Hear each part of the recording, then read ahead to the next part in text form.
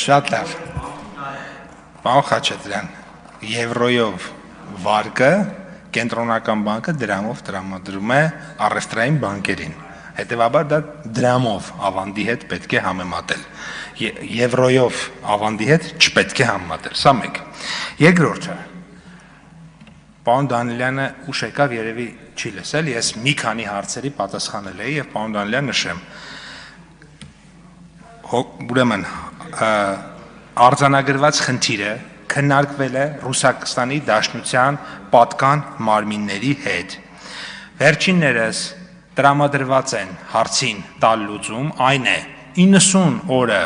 դարձնել 180 օր մեր դիմումի հիման վրա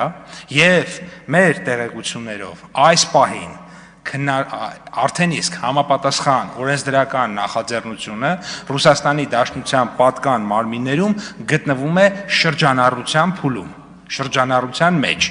Հոկտեմբերի 24-ին տեղի է ունենալու ԵԱՏՄ խորհրդի նիստը, որտեղ այդ հարցը քննարկվելու է եւ կոնկրետ հստակություններ կլինեն։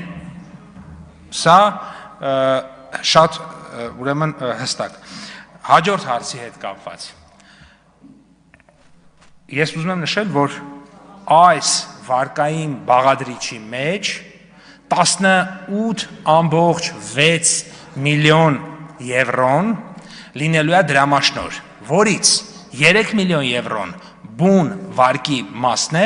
մյուսը 15.6 միլիոն եվրոն մեկ այլ համաձայնագրով GIZ-ի միջոցով իրականացվող դրամաշնորային ծրագիր է։ Հետևաբար ստացվում է, որ դրանք մեկ ամբողջության մաս են, ուրեմն իրար հետ կազմում։ Հետևաբար, նախ, պարոն Խաչատրյանն ասում է,